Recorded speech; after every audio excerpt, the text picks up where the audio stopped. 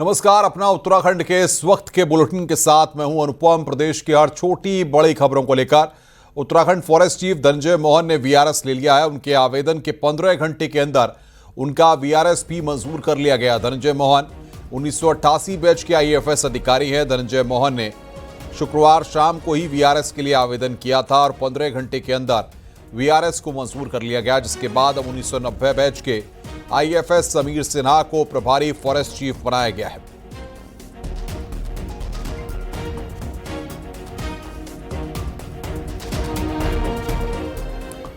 उत्तराखंड में पंचायत चुनाव की तारीखों का ऐलान हो चुका है। 2 चरणों में पंचायत चुनाव होगा। 10 जुलाई को प्रथम चरण की वोटिंग होगी, वहीं 15 जुलाई को दूसरे चरण का मतदान होगा, वहीं 19 जुलाई को पंचायत चुनाव की काउंटिंग होगी। इसके साथ ही 25 से 28 जून तक नामांकन होंगे और 29 जून से 1 जुलाई तक नामांकन पत्रों की जांच होगी। 2 जुलाई नाम वापसी की तारीख होगी। पंचायत चुनाव के लिए 10,529 मतदान स्थल बनाए गए हैं।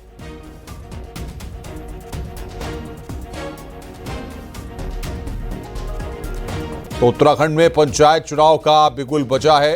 पंचायत चुनाव की अधिसूचना जारी की गई है। कुल 66,418 पदों पर चुनाव। 10 जुलाई को पहले चरण की वोटिंग होगी।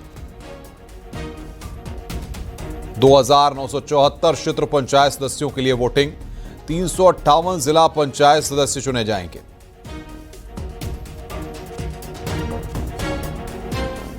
नामांकन की कार्यवाही 25/6/2025 से प्रारंभ होकर 4 दिन तक 28/6/2025 तक चलेगी। 3/7/2025 को प्रथम चरण का सिंबल्स का प्रतीकों का आवंटन होगा और प्रथम चरण का जो मतदान है वो 10 जुलाई को 10/7/2025 को पूर्वाह्न 8 बजे से प्रारंभ होकर सायं 5 बजे तक संपादित किया जाएगा और द्वितीय चरण का जो मतदान है वो 15 जुलाई को संपन्न होगा। समय वही रहेगा, प्रातः 8 बजे से सायं 5 बजे तक सभी मतदाता अपने मताधिकार का प्रयोग कर पाएंगे। उत्तराखंड में पंचायत चुनाव का ऐलान हो गया है। 12 जिलों में 2 चरणों में होने जा रहे पंचायत चुनाव को निर्वाचन आयोग से लेकर पॉलिटिकल पार्टी की क्या तैयारी है, आइए इस रिपोर्ट के जरिए देखते हैं।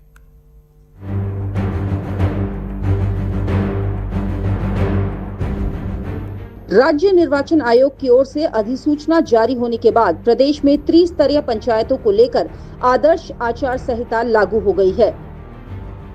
उत्तराखंड के 12 जिलों में पंचायत चुनाव 10 और 15 जुलाई को 2 चरणों में होने जा रहे हैं, जिसके तहत 89 विकास खंडों और 7,499 ग्राम पंचायतों में चुनाव कराए जाएंगे।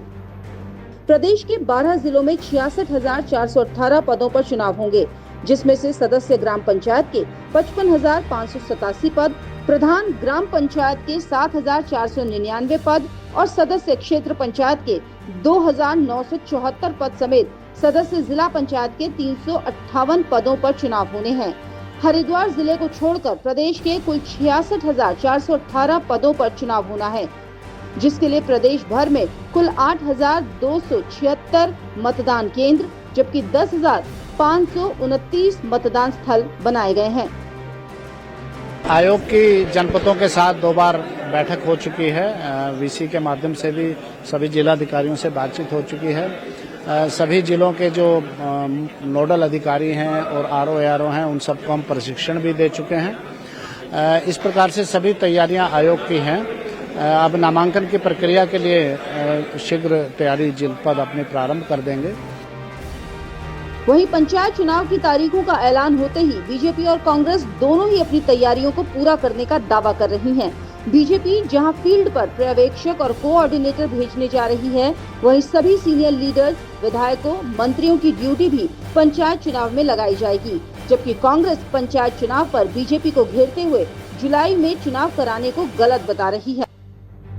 ये प्रयास किया है कि पार्टी के कार्यकर्ता अधिक से अधिक त्रिस्तरीय पंचायतों में भाग लें। ग्राम प्रधान का चुनाव है, क्षेत्र पंचायत सदस्य का चुनाव है, जिला पंचायत सदस्य का चुनाव है। इसमें हम जिला पंचायत सदस्य के लिए पार्टी के समर्थित प्रत्याशियों की घोषणा हम करेंगे।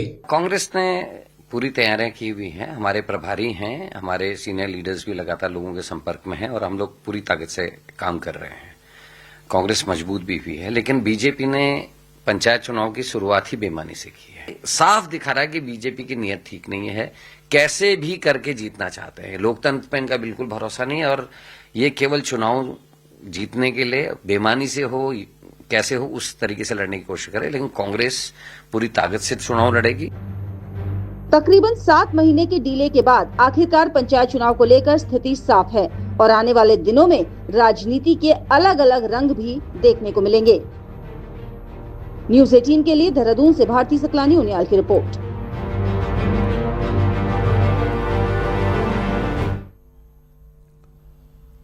कोटद्वार जंगल में मिली एक लाश की गुत्थी आखिरकार सुलझ गई है। एक पत्नी ने अपने प्रेमी के साथ मिलकर पति की बेरहमी से हत्या कर शव को जंगल में फेंक दिया। संपत्ति और प्रेम प्रसंग ने इस खौफनाक वारदात को अंजाम दिया। देखिए रिपोर्ट।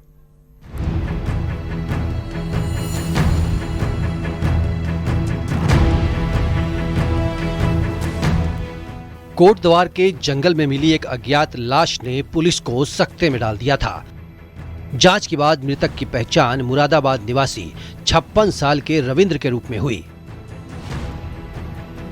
लेकिन इस हत्या के पीछे की कहानी ने सभी को हिलाकर रख दिया। हत्यारे कोई और नहीं बल्कि रविंद्र की 36 साल की पत्नी रीना सिंधु और उसका प्रेमी परितोष कुमार निकले। शिनाख्त करते हुए इस व्यक्ति की पहचान रविंद्र कुमार निवासी बसंत कुंज नई दिल्ली के रूप में की गई। शव बरामद करने के उपरांत इनके परिजनों को इसकी सूचना दी गई और पोस्टमार्टम और पंचनामा की कार्रवाई हमारी पुलिस की टीम के द्वारा की गई। पुलिस पूछताछ में रीना ने कबूल किया कि उसका पति रविंद्र मुरादाबाद के रामगंगा विहार में बने 3 मंजिला मकान को बेचना चाहता था। ये मकान करीब 3 करोड़ रुपए का था, जिससे हर महीने अच्छा किराया मिलता था। रीना इस फैसले के खिलाफ थी। इसी बीच फिजियोथेरेपी के बहाने रीना की मुलाकात परितोष कुमार से हुई। दोनों में प्रेम प्रसंग शुरू हो गया। रीना ने परितोष को अपने पति के सामने मुंह बोला भाई बताकर घर में एंट्री दिलवाई। विवेचना में ये तथ्य प्रकाश में आए कि उक्त व्यक्ति के द्वारा दूसरी शादी की गई थी और इस व्यक्ति की जो दूसरी पत्नी थी उनके साथ मनमुटाव के कारण इनकी दूसरी पत्नी व उनके प्रेमी के द्वारा ही इनका मर्डर किया गया है। रीना और परितोष ने मिलकर रविंद्र की हत्या की साजिश रची। रीना ने पहले अपने पति को बिजनौर में शराब पिलाई। नशे की हालत में रविंद्र की हत्या कर दी गई। इसके बाद दोनों ने शव को एक एसयूवी में डाला और कोटद्वार के जंगल में ले जाकर ठिकाने लगा दिया। पुलिस ने जंगल से शव बरामद किया और जांच शुरू की, जिसने इस सनसनीखेज साजिश का पर्दाफाश किया। सीसीटीवी व सर्वेलेंस के माध्यम से हम लोगों ने मर्डर के जितने भी एविडेंसेस हैं उनको एकत्रित किया। वह हमारी टीम्स के द्वारा इन दोनों अभियुक्तों को गिरफ्तार किया गया है। गिरफ्तारी करने के उपरांत इन दोनों को आज माननीय न्यायालय में पेश किया जा रहा है। पुलिस ने रीना सिंधु और परितोष कुमार को गिरफ्तार कर लिया है। दोनों को जेल भेज दिया गया है। जांच में पता चला कि रविंद्र पर कर्ज का बोझ था और चेक बाउंस के कई मामले भी सामने आए थे। इसी कारण वो मकान बेचना चाहता था, जिससे पति पत्नी के बीच तनाव था। लेकिन रीना ने संपत्ति बचाने और प्रेमी के साथ नई जिंदगी शुरू करने के लिए इस खौफनाक कदम को अंजाम दिया। Bureau report, news 18।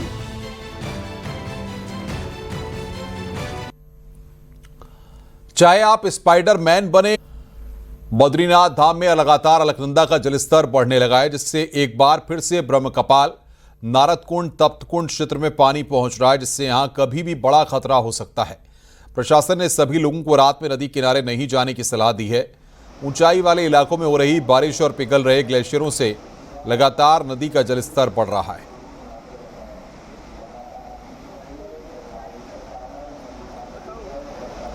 तो लगातार अलकनंदा का जलस्तर बढ़ रहा है, जैसा कि आप इन तस्वीरों में देख रहे हैं। ब्रह्मकपाल, नारदकुंड में लगातार पानी पहुंच रहा है।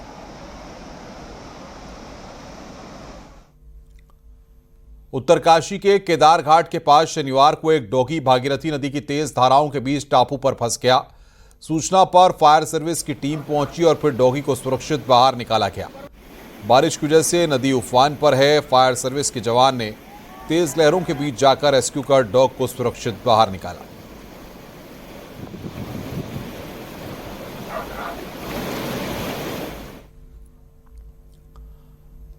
चमोली के तपोवन क्षेत्र में एनटीपीसी जल विद्युत परियोजना की बड़ी लापरवाही सामने आई है।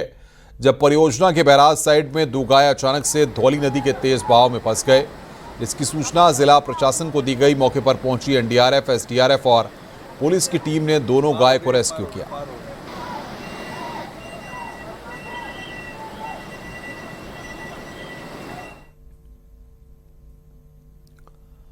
रुद्रप्रयाग के नए डीएम प्रतीक जैन का एक अलग अंदाज दिखा है। डीएम बनते ही प्रतीक जैन ने केदारनाथ यात्रा रूट का निरीक्षण करने पहुंचे। दफ्तर ज्वाइन करने के बाद वो गौरीकुंड पहुंचे और फिर केदारनाथ तक पहुंचे, जहां उन्होंने बाबा केदार की पूजा अर्चना की और आशीर्वाद लिया। उन्होंने तीर्थ पुरोहितों के साथ भी बातचीत की। डीएम ने पैदल मार्ग से धाम तक पहुंचकर सभी व्यवस्थाओं को बारीकी से निरीक्षण किया।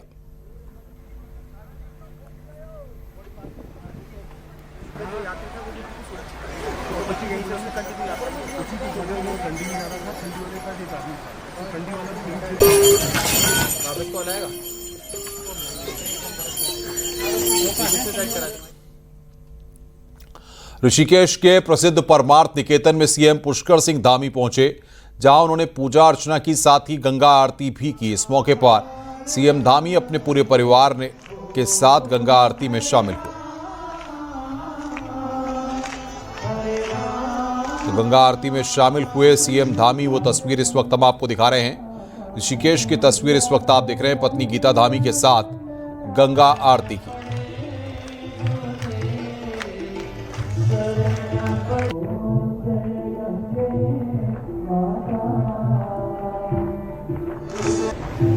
बहुत ऐतिहासिक और बहुत ही सुंदर दिन है। आज से ठीक 10 साल पहले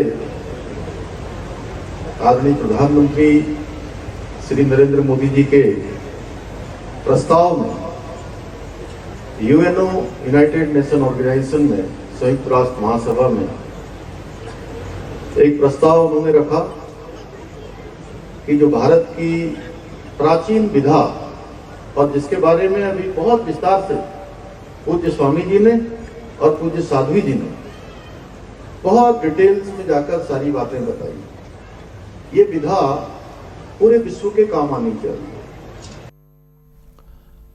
गैरसैंण में योग करने के बाद 8 देशों के राजदूत धर्मनगरी हरिद्वार पहुंचे, जहां उत्तराखंड सरकार के अधिकारियों के साथ आयुष, पर्यटन और सांस्कृतिक मामलों पर एक बैठक की गई। इन मामलों से जुड़े हुए विभिन्न पहलुओं पर चर्चा की गई।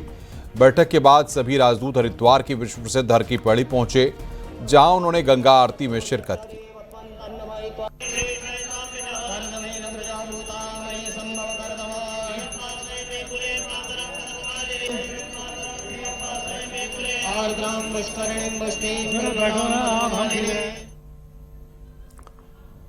गैरसैंण के भराड़ीसैंण में सीएम पुष्कर सिंह धामी ने योग किया। इस मौके पर सीएम धामी ने उत्तराखंड की योग नीति भी घोषित की। योग नीति लागू करने वाला उत्तराखंड पहला राज्य बन गया है। सीएम ने सभी लोगों से योग को अपनी दिनचर्या का हिस्सा बनाने की अपील की। वहीं सीएम धामी ने कहा कि योग को रोजगार से जोड़ा जा रहा है। मुख्यमंत्री ने कहा कि प्रदेश में कम से कम 5 नए योग हब स्थापित किए जाएंगे।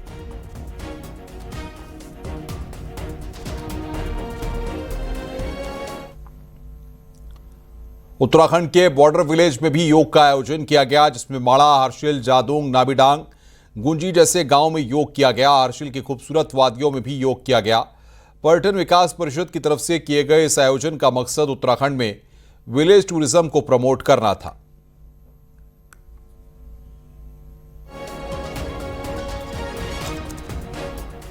उत्तरकाशी में अंतर्राष्ट्रीय योग दिवस पर जगह जगह सुबह योग किया गया। हर्षिल, निलांग, जादोंग में सेना और पर्यटन विभाग ने मिलकर योग किया। वहीं वाइब्रेंट विलेज में भी जगह जगह योग का आयोजन किया गया। पहाड़ों में योग दिवस पर योग की सुंदर तस्वीर आप देख सकते हैं। पर्यटन को बढ़ावा देने के उद्देश्य से निलांग, जादूंग और हर्षिल में योग दिवस का आयोजन किया गया।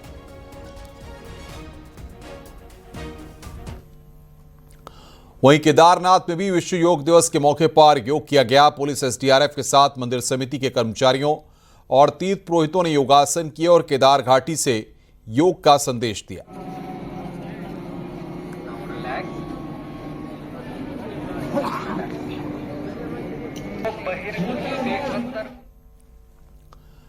नैनीताल में एक ऐसा संकट आया है कि हल्का भूकंप का झटका पूरे शहर को तबाह कर सकता है। जमीन के अंदर ऐसे स्लॉट तैयार हो गए हैं कि ये सुरंगें घरों और बाजार के लिए बड़े खतरे की तरफ इशारा कर रहे हैं। देखिए हमारी रिपोर्ट।